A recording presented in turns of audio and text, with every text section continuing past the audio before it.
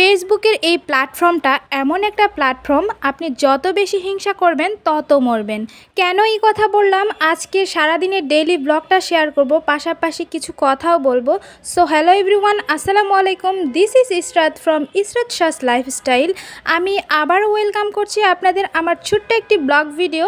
আপনাদের অনেক অনেক বেশি ভালো লাগবে আশা করছি, আর কিছু কথা শেয়ার করব, সেটাও আপনাদের ভালো লাগবে। তো চলুন শুরু করি। তো সকাল সকাল আমি তো এই তো বারান্দায় এসে পুরো হতবাক হয়ে গেছি। এত এত রেইন লিলি ফুটেছে দেখে আমার মনটা এত বেশি ভালো হয়ে গেছে। কিন্তু মনটা ভালো হলে কি হবে, কিছুক্ষণ পর মনটা একদমই খারাপ হয়ে গেল।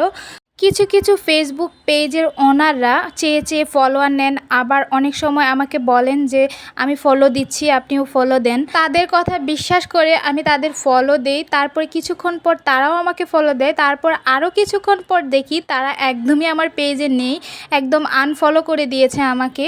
তো যাই হোক, আপনারা যদি ভেবে থাকেন এইভাবে ফলো নিয়ে আপনারা অনেক উপরে উঠতে পারবেন, তাহলে একদমই আপনাদের ভুল ধারণা। আপনাদের নিয়ে আর কিছু বলতে চাচ্ছি না।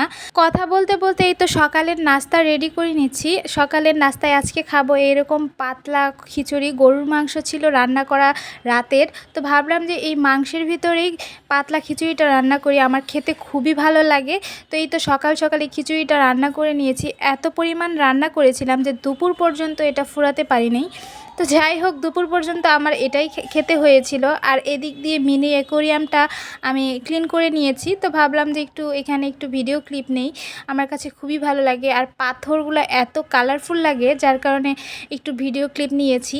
আর এদিক দিয়ে দেখি যে আমার হলুদের কৌটাতে একদমই হলুদ শেষ হয়ে গেছে। তো ভাবলাম যে কৌটাটা একদম ভরে নেই, আর রান্নার সময় অনেক বেশি সুবিধা হয় সব কিছু গুছিয়ে রাখলে। আপনাদেরকে আরেকটা কথা বলি, সেটা হচ্ছে অনেক অনেক পেজ ওনাররা আছেন যারা ফলোয়িং একদমই জিরো, ফলোয়ার বাড়িয়ে নেয়। তাদেরকে কখনোই ফলো দিবেন না, এরা আপনাকে কখনোই সাপোর্ট করে না। আমরা এখানে কাজ করতে এসেছি, একে অপরকে সাপোর্ট করব, এই জন্যই তো। কিন্তু ইনারা শুধু সাপোর্ট নেবে আর আপনাকে কখনোই সাপোর্ট করবে না। তো আমি বাবা এদের থেকে সবসময় দূরে থাকার চেষ্টা করি, কারণ হচ্ছে কখনোই যার কাছ থেকে সাপোর্ট পাবো না তাকে কেন সাপোর্ট দিতে যাব বলেন। তো যাই হোক, এই তো এগুলো সব কৌটা, তারপরে তেলের বোতল, এগুলো সব ভরে নিলাম। তো দুপুরের খাবারে তো খিচুড়িটাই ছিল, কারণ আমি খাবার একদমই নষ্ট করা পছন্দ করি না। তো রাতে রান্না করতে এসেছি আজকে, ভাবলাম যে কি করব। ডিম ভুনা করেছি, আর এদিক দিয়ে ডাল ভুনা করেছি। আর ডিম ভুনাটা তো আমার অনেক বেশি পছন্দ। আপনারা কে কে পছন্দ করেন অবশ্যই কমেন্ট করে যাবেন। তো এদিক দিয়ে বাটিতে ঢেলে নিচ্ছি। আমি তো ডিনারটা রেডি করছি, ভাবলাম যে বাটিতে করে উঠিয়ে নেই এখন। তারপরে এই তো ডালটাও উঠিয়ে নিলাম। আর এদিক দিয়ে আমি একটু কাতল মাছ ভুনা করব, তো এই তো রেডি করে নিচ্ছি। আর এখানে তো সব কিছু রেডি করা আছে, যার কারণে খুব বেশি ঝামেলা হয় না।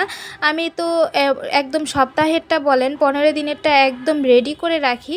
তো এখন তো প্রায় লাস্ট পর্যায়ে, আমাকে আবারও কিছু 2-1 দিন পরে রেডি করতে হবে। তো এই দিক দিয়ে কাতল মাছটা ভাজা হয়ে গেছে। আর কাতল মাছ কে কে পছন্দ করেন অবশ্যই কিন্তু কমেন্ট করে যাবেন। আমার মোস্ট ফেভারিট একটা মাছ, ইলিশ মাছের পরে যদি পছন্দের কোনো মাছ থাকে সেটা হচ্ছে কাতল মাছ। তো এই তো কাতল মাছ ভুনাটাও করে নিচ্ছি। রাতের ভিডিওটা জানি না আপনাদের কাছে কেমন লাগছে, কেন জানি রাতে ভিডিও করলে ভিডিও ভালো আসে না, আমি খুব বেশি একটা করিও না। তো এটাই ছিল কাতল মাছের ফাইনাল লুক। কেমন লেগেছে অবশ্যই কিন্তু কমেন্ট করে যাবেন। তো এখন তো আমি ডিনারটা রেডি করব। সবাই অনেক বেশি ভালো থাকবেন, সুস্থ থাকবেন। আজ এই পর্যন্ত, আল্লাহ হাফেজ।